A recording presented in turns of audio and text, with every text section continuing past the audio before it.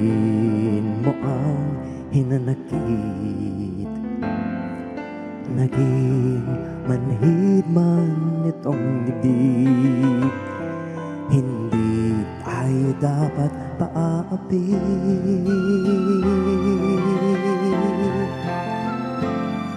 Sa bawat banta ng karahasan, pananalig sa Diyos ang pananggalang. Umaasang magbabalik ang pagkalang sa buhay, batas at kaayusan. Makinig ka naman sa bayan, makinig ka naman sa mga mamamayan. Hindi ba't iisa ang ating hangad, ang maunlad at payapang Pilipinas? Sa bawat banta ng karahasan, pananalig sa Diyos ang pananggalang.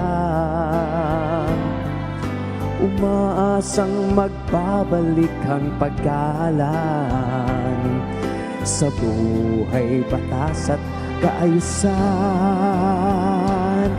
Makinig ka naman sa bayan, makinig ka naman sa mga mamamayan. Hindi ba't iisa ang ating hangad, ang maunlad at payapang Pilipinas? Pagkakaisa ng kabataan, buod na matibay. Pagkakaisa ay sandata, ang tanging pag-asa. Ikaw, ako, magtatagumpay tayo, sama-sama mga agila ng pagbabago.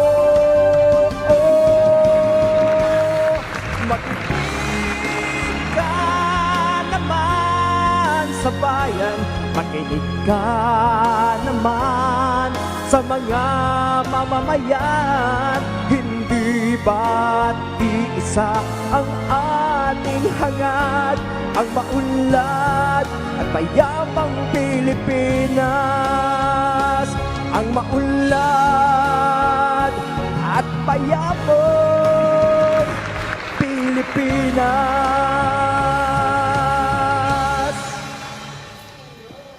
Thank you, Sir Dindo. Hello. At para kilalanin Sir Dindo Fernandez, ay makipagkwentuhan muna tayo sa kanya. Good morning and welcome to Rise and Shine Pilipinas, Sir Dindo.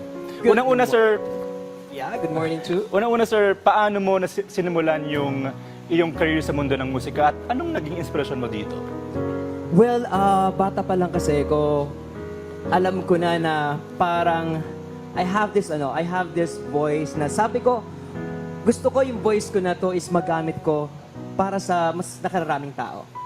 So, doon nagsimula yun. Ever since nung bata ako, meron ako nakikita sa sarili ko na potential. And I want to use this potential para sa kabutihan ng kapwa natin. So, Sir Dindo, nakapag-release ka ng 2 original songs mo noong isang taon, which is entitled Akala Ko at Makinig Ka. Ano ba yung kwento sa likod ng mga kanta na to? At ano yung nagtulak sa'yo para i-pursue yung kanta na to? Well, those 2 songs are my stories, no? Story ako yon, especially yung Akala Ko. Parang may mga times o may pagkakataon at may mga tao na we thought siya na yung answer dun sa mga hinahanap natin, di ba? Pero may mga bagay talaga na hindi natin mapangahawakan, no? That is the story of Akala Ko. And then the Makinig Ka, I wrote that song during the peak of the pandemic. Yeah. Remember yung time na yon, parang lahat tayo parang nowhere to go, no? And then yung mga tao hindi nakikinig sa gobyerno.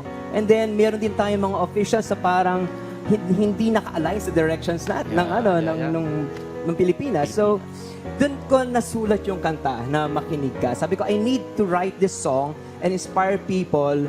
And very patriotic kasi akong tao. So, yun yung paraan ko para makatulong naman tayo.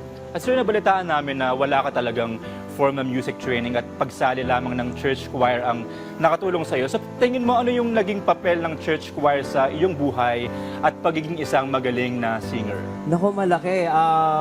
During that time, syempre, bata pa ako noon, parang yung leadership, yun talaga yung number one ay tinuro sa akin. Yung tinuro sa akin nung pagiging choir member and confidence, of course, sa sarili ko. And sir, thank you very much sa pagbibigay ng oras sa amin ngayong araw. And pakinggan muna natin yung pagkanta ni Sir Dindo Fernandez. Yeah, of course. Thank you very much.